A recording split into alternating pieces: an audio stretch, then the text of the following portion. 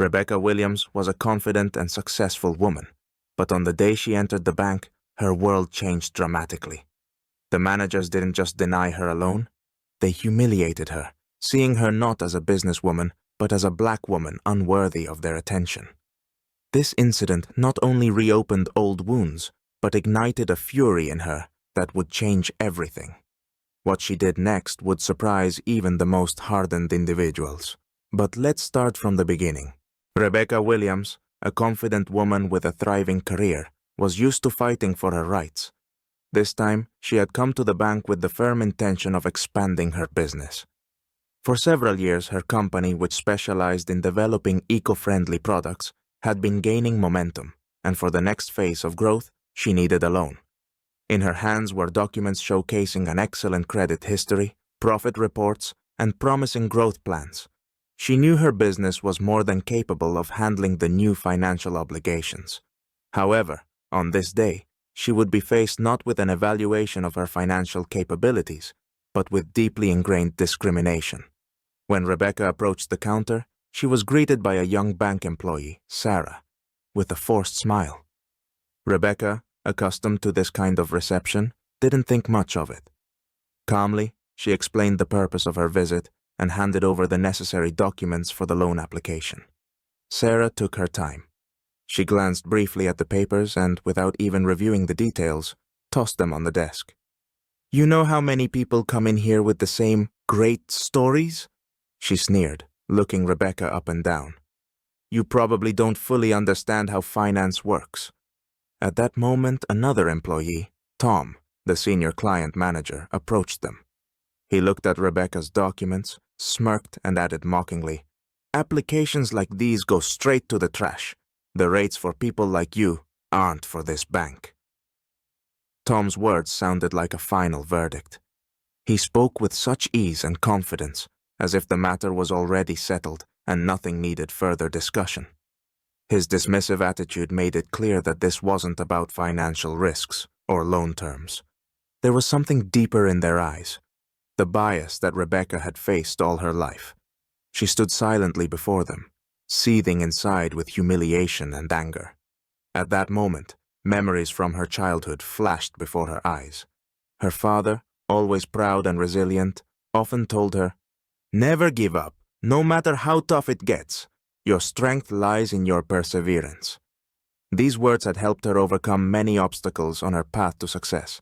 But now, standing in the bank, Rebecca once again felt the very injustice she had been fighting against since childhood. She realized this wasn't about her credit history or her business. These employees didn't see a successful entrepreneur. They saw a black woman they had already mentally categorized as a failure. Rebecca felt her confidence waver.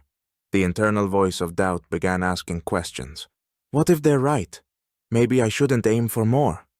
Her hands trembled, but she couldn't allow herself to show weakness. Rebecca gathered her documents, said nothing, and turned to leave the bank.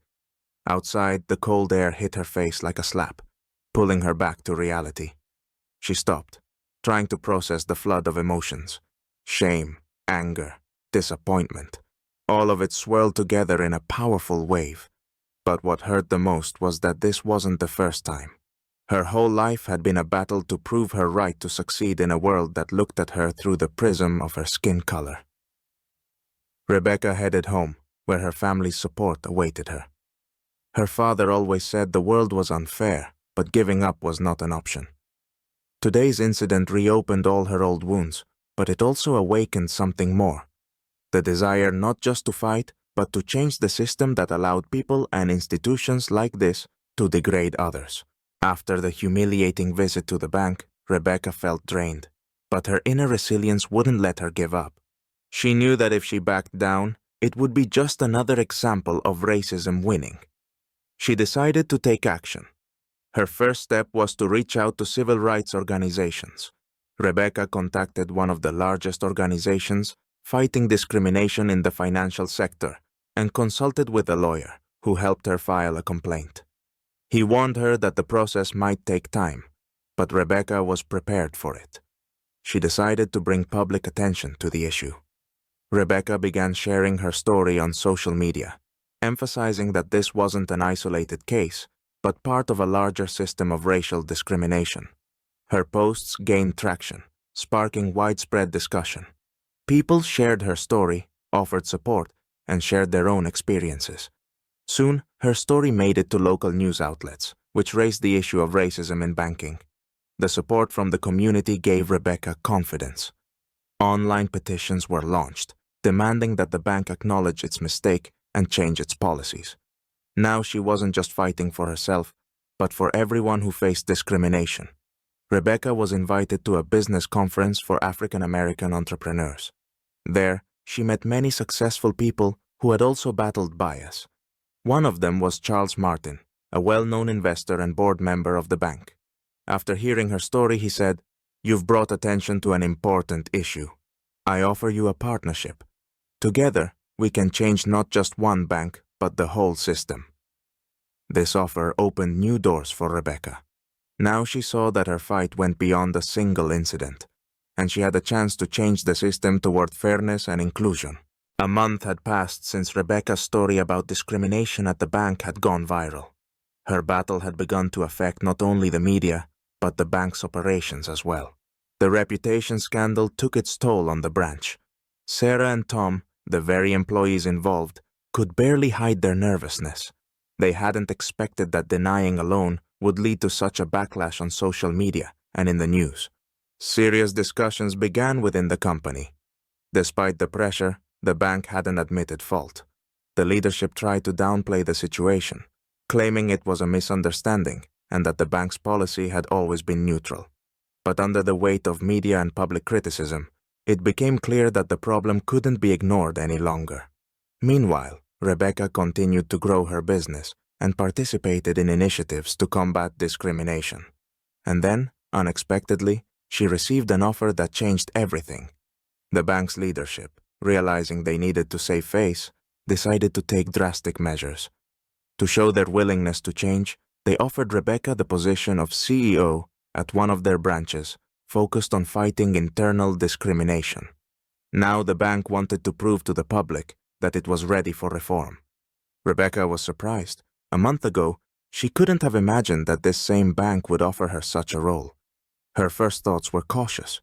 Perhaps they wanted to use her as a symbol of change. But after analyzing the situation, she saw an opportunity for real transformation. Rebecca's decision was based on the belief that change had to start from within. She realized that by taking on this role, she could tackle the discrimination Black clients faced firsthand. This was her chance not just to demonstrate resilience, but to change a system that allowed such discrimination to exist. With excitement but determination, Rebecca accepted the offer. She knew this was an opportunity to make a difference, not just for herself, but for everyone who had suffered under this system. When Rebecca Williams returned to the bank where she had been humiliated just a month before, she was no longer the woman holding documents for a loan. Now, she was confident and strong, and her status as CEO instantly changed the atmosphere. The employees, including Sarah and Tom, no longer dared to look at her with the same arrogance as before. Their gazes were now filled with tension and fear. For Sarah and Tom, it was a harsh realization. Just a month ago, they had deemed her unworthy, mocking her application, and now she was their boss. Their words and actions reflected not just personal prejudice, but systemic discrimination. Though their behavior had changed, their past words hung in the air like a silent reproach. Aware of her new power, Rebecca chose not to seek revenge. She understood that revenge wouldn't solve the problem. Instead, she aimed to change the bank's culture so that every customer would be evaluated on merit, regardless of race or status. Her goal was to build a culture based on respect and fairness, one that would dismantle discriminatory practices. At her first staff meeting, Rebecca addressed the employees. "A month ago, many of you saw me in a different role. I'm not here to find fault. We must learn from our mistakes and change. This bank will become a model for overcoming bias and discrimination." Her words were aimed at collective awareness. Sarah and Tom understood that their behavior had been part of a system that supported bias. In the following weeks, Rebecca actively implemented diversity and inclusion programs, revised customer service policies, and launched initiatives to support Black entrepreneurs. Under Rebecca's leadership, The transformation became an example of how to change a system from within. She not only achieved personal success, but also turned the bank into a symbol of justice, proving that systemic injustice could be overcome through determination and resilience.